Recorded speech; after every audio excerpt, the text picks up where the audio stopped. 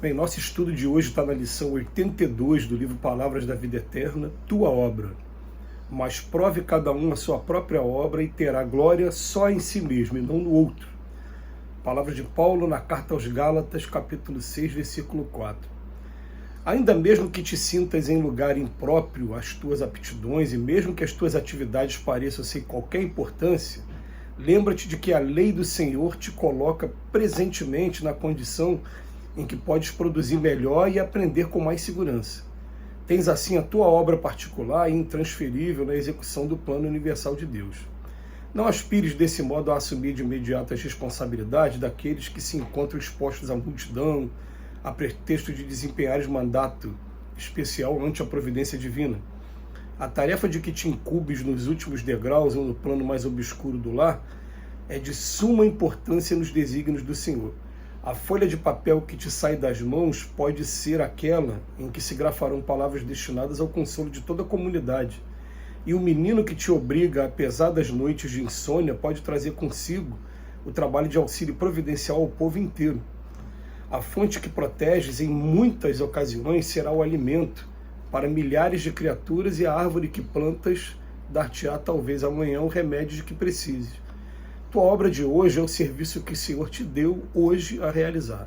Faze-o do melhor modo, recordando que apesar da grandeza divina do nosso Divino Mestre, foi ele um dia na terra humilde criança, constituindo obra de abnegação e de amor para os braços de pobre mãe, recolhida temporariamente à estrebaria, sem conforto e sem lar.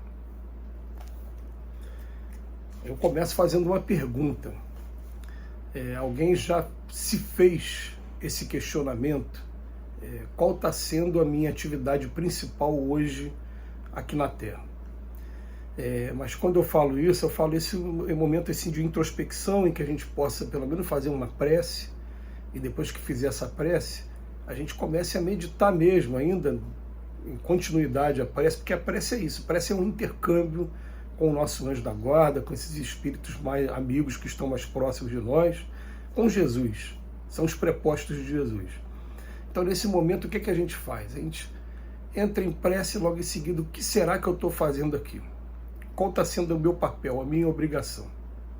E aí, fatalmente, algumas respostas que são interpretadas como as mais simples, elas aparecerão, como por exemplo, nesse momento eu tenho que cuidar de um filho. Estou criando um filho. Nesse momento eu tenho que cuidar de uma mãe ou de um pai idoso.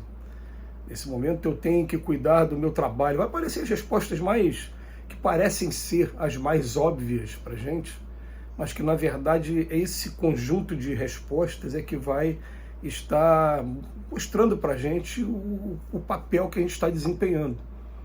A questão é que, de um tempo para cá, principalmente provocado pela imprensa, a gente ouve aquela história do garoto que queria mudar o mundo, como dizia a música lá dos anos 80. Aliás, como esse livro do Emmanuel foi escrito na década de 50, 60, quer dizer, isso já é antigo. As pessoas querem mudar o mundo, querem fazer grandes coisas. E o Emmanuel vem chamar a atenção nossa agora, falar assim, vamos cumprir com as nossas obrigações.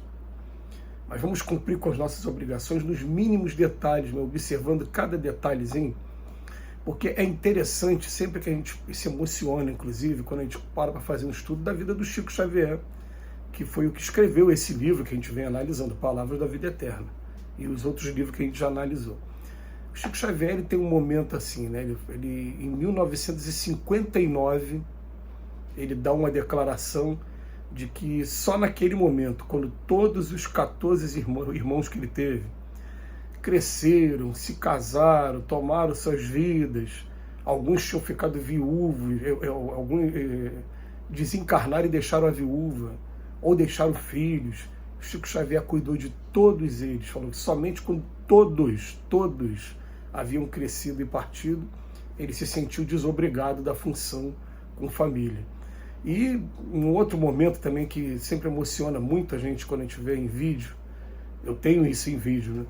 O Chico, a irmã do Chico falando assim, o Chico, ele normalmente ele ficava de 8 até as 5 psicografando, aí ele diz que ou melhor, de 8 até as 5 trabalhando, trabalhava na Fazenda Modelo, lá em Pedro Leopoldo. Ele ia para casa, tomava um chá, alguma coisa, ele se trancava depois no quarto de 5h30, quando eu falo se trancar, trancar de porta aberta, né? É ficar dentro do quarto, de 5h30 até 1h30 da manhã psicografando. Ele psicografava e, como a mediunidade dele era mediunidade mecânica, ele também participava dos assuntos da família, conversava com a família. Então, o tempo todo, muitos problemas, né? Muitas crianças.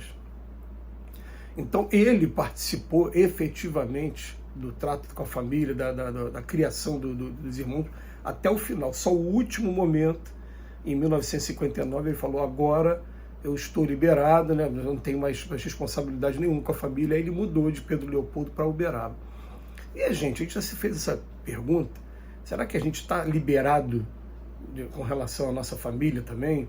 Aquelas pessoas que estão próximas? Vai ter muita gente que vai olhar e vai realmente vai dar a consciência vai responder: estou.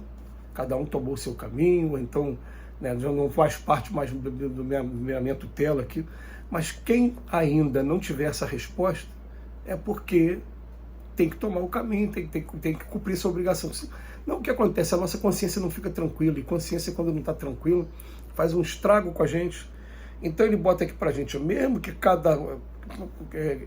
prove cada um a sua própria obra.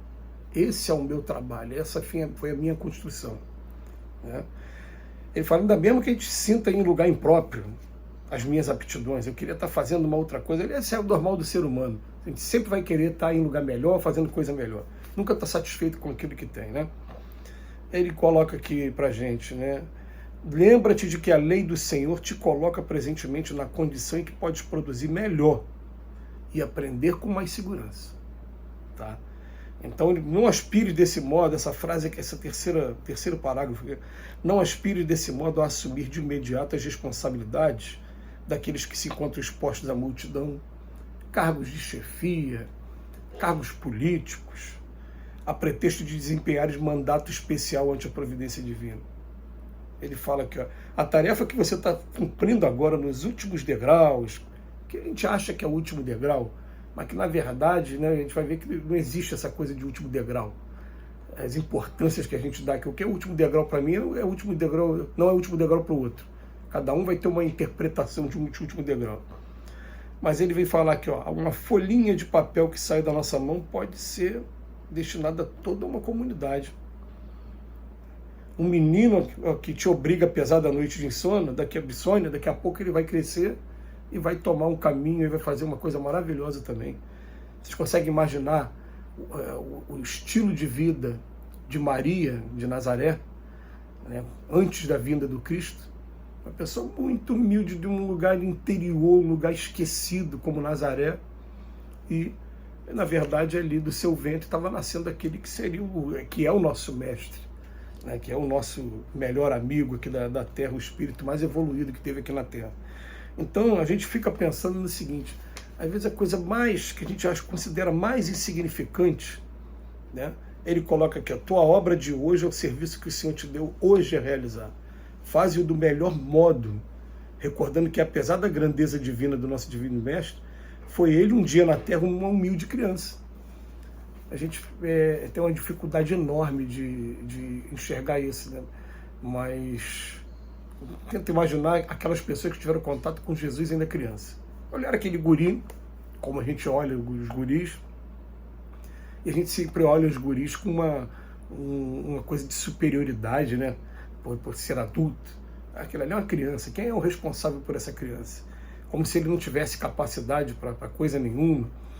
E, na verdade, ali está um espírito imortal ali que pode ser, muitas das vezes é mesmo, muito mais evoluído que a gente moralmente, intelectualmente, e daqui a pouco começa a mostrar para todo mundo quem ele é de verdade. Né? Então a gente tem que começar, vamos pensar o seguinte: a atividade que está sendo colocada à nossa disposição agora é para a gente agradecer o tempo todo, agradecer a profissão que eu tenho. Se eu tiver que correr atrás de uma outra profissão e ela aparecer, está sendo uma concessão de Deus, vou agradecer também. Isso não é fanatismo não, tudo vai agradecer a Deus, tem que fazer a sua parte, tem, mas que a concessão de Deus e vamos cumprir com a nossa obrigação da melhor maneira possível, que depois as outras atividades, quando a gente estiver pronto, elas vão aparecer naturalmente. Que Jesus nos abençoe hoje e sempre.